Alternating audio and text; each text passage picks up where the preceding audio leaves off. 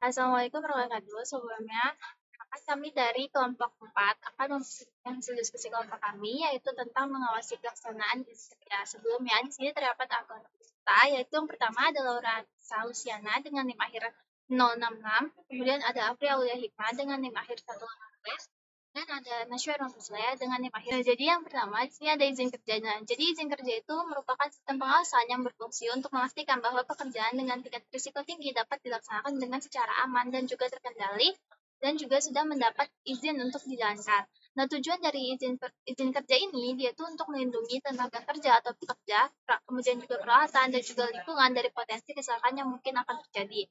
Nah, melalui penerapan sistem ini, setiap tahap pekerjaan dapat dipastikan sesuai dengan prosedur keselamatan sebelum aktivitas itu dimulai dan juga risiko dapat dicegah secara maksimal. Selanjutnya, di sini terdapat jenis pekerjaan berisiko tinggi. Yang pertama itu ada bekerja pada ketinggian, kemudian ada bekerja pada daerah tegangan tinggi, yang ketiga itu ada bekerja di ruang terbatas atau confined space, kemudian yang keempat itu ada bekerja pada daerah mudah terbakar, yang kelima itu ada bekerja di daerah potensi bahaya tercebur dan tenggelam, kemudian yang keenam ada bekerja dengan bahaya radiasi, dan ketujuh itu ada pekerjaan penggalian. Nah, kebijakan ini salah satunya itu terdapat pada Peraturan Pemerintah Nomor 5 Tahun 2021, yaitu tentang perizinan berusaha berdasarkan tingkat risiko kegiatan usaha. Penyelenggaraan perizinan berusaha berbasis risiko meliputi pengaturan norma, standar, prosedur, dan kriteria perizinan berusaha berbasis risiko serta tata cara pengawasan dan sanksi. Nah, jadi PP ini nih dia bertujuan untuk menciptakan iklim usaha yang sehat dan juga mendukung pertumbuhan industri yang di Indonesia. Nah, selanjutnya itu ada pengajuan surat izin kerja. Nah, jadi yang pertama itu pimpinan itu akan mengisi formulir izin kerja yang sesuai dengan jenis pekerjaan yang beresiko tinggi tersebut. Kemudian yang kedua, surat izin hanya dapat diterbitkan apabila sudah dipastikan semua lokasi itu sudah aman dari potensi bahaya. Selanjutnya itu pelaksana kerja dapat melakukan pekerjaannya setelah izin kerja itu sudah disetujui dan juga berkewajiban melaksanakan pekerjaan tersebut sesuai dengan instruksi kerja yang ada. Dan terakhir, itu sebelum pelaksanaan pekerjaan dimulai, semua pekerja harus melakukan fit to work untuk memastikan keadaan sehat selama pekerjaan berlangsung. Nah, selanjutnya untuk jenis pengawasan pekerjaan izin kerja itu kita ambil studi kasusnya, di mana judulnya itu adalah analisis implementasi izin kerja di ketinggian terhadap perusahaan kerja pada PT X. Nah, di mana di sini untuk pekerjaan ketinggian sendiri sebelumnya sudah dijelaskan, yang mana itu adalah suatu kegiatan ataupun aktivitas ataupun pekerjaan yang dilakukan oleh objek yang memiliki risiko jatuh dari ketinggian yang apabila diukur dari titik jatuh ke lantai dasar minimal itu 1,8 meter. Nah, untuk bekerja di ketinggian itu ada beberapa resiko, di mana yang pertama itu adalah jatuh, kemudian tertimpa material dari atas, kemudian hipoksia atau dekompresi, terus sinusitis, gangguan penglihatan, ataupun juga gangguan mental maupun psikologis. Nah, jadi studi kasus ini itu bermula dari banyaknya kecelakaan kerja di Indonesia yang menunjukkan peningkatan setiap tahunnya.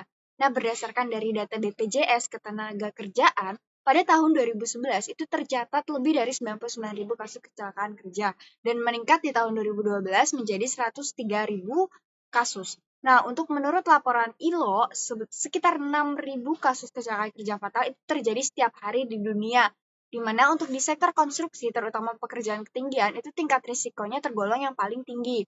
Nah, pada PT X ini, dia merupakan perusahaan BUMN yang bergerak di bidang jasa konstruksi yang menghadapi permasalahan serupa, di mana karena dia terbiasa dengan ketinggian, sehingga banyak pekerjaan proyek itu memiliki potensi jatuh dari ketinggian tersebut. Nah, untuk meminimalkan risiko tersebut, perusahaan ini tuh menerapkan izin kerja di ketinggian sebagai bentuk pengendalian administratifnya. Nah, namun kenyataannya, ternyata setelah diterapkan pun masih banyak terjadi kecelakaan kerja di proyek tersebut yang menandakan adanya kekurangan dalam pelaksanaan dan pengawasan izin kerja tersebut. Nah, sehingga di studi kasus ini kita akan menganalisis dan mengawasi izin kerjanya tuh bagaimana untuk di bagian kegiatan pekerjaan ketinggian. Nah, untuk metode penelitian yang digunakan, di mana di sini kita pakai metode deskriptif kualitatif dengan melakukan wawancara dan observasi lapangan secara langsung kepada pekerjanya, di mana di sini menggunakan 5 pekerja yang satu mandor, yang satu petugas HSE sebagai informan triangulasi. Terus lalu data akan dikumpulkan dengan melalui observasi kegiatan kerjanya, di mana dokumen perusahaan dan wawancara juga diikut sertakan. Nah, untuk hasilnya, dari hasil analisis atau analisa pengetahuan izin kerja itu berdasarkan dari hasil wawancara, dapat diketahui bahwa para pekerja itu tidak mengetahui bahaya kerja di ketinggian tanpa menggunakan izin kerja. Dan beberapa informan berpendapat bahwa mereka tidak mengetahui alur pemberian surat izin yang sesuai. Namun, terdapat juga beberapa pekerja yang telah mengetahui mengenai izin kerja di ketinggian tersebut. Nah, untuk analisa dari pelaksana izin kerja sendiri, itu diketahui bahwa tenaga kerja itu tidak dapat menunjukkan surat izin kerjanya karena beralasan bahwa surat izin kerja itu dibawa sama mandor. Namun, dari mandor itu saat dimintai surat tersebut tidak dapat menunjukkannya. Nah, hal tersebut itu menunjukkan bahwa sistem pendokumentasian surat izin kerja itu belum terlaksana dan masih kurang terkoordinir. Nah, perusahaan tersebut juga tidak pernah memberikan pelatihan pekerja pada di ketinggian. Nah, baik, selanjutnya adalah analisa pengendalian biaya pada perusahaan X tersebut. Berdasarkan hasil wawancara, diketahui bahwa para pekerja sudah dapat mengidentifikasi bahaya ketinggian karena mereka sering mengawasi nih teman-temannya pada saat melakukan pekerjaan tersebut. Lalu mereka juga sudah menggunakan APD seperti sabuk pengaman, helm, sarung tangan, dan sepatu. Namun, masih terdapat beberapa pekerja yang tidak menggunakan APD karena merasa tidak nyaman. Di perusahaan tersebut juga sering melakukan pengawasan setiap hari dan safety morning di hari Kamis.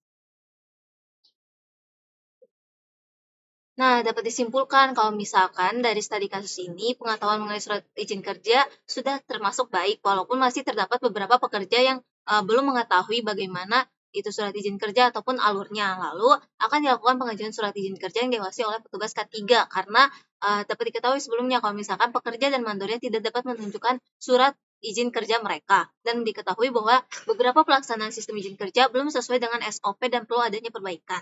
Nah, yang terakhir, telah dilakukan upaya pengendalian sistem kerja dengan hierarki pengendalian seperti substitusi, administrasi, dan penggunaan alat pelindung diri. Nah, selanjutnya ini adalah usulan perbaikan untuk permasalahan dari PTX ini. Yang pertama yaitu diadakan pelatihan rutin kepada seluruh pekerja agar paham bagaimana cara kerja yang aman di ketinggian dan pentingnya izin kerja untuk bekerja di tempat-tempat yang berbahaya. Lalu dua, melakukan pengawasannya ketat oleh petugas K3 yang dilakukan secara konsisten untuk memastikan pekerja sudah memakai APD yang benar dan tepat, serta telah mengikuti aturan yang berlaku disertai penerapan punishment bagi pekerja yang tidak sesuai dengan aturan K3. Lalu yang ketiga, membuat alur izin kerja yang lebih jelas dan terstruktur dengan penanggung jawab yang pasti dan alur yang mudah diikuti.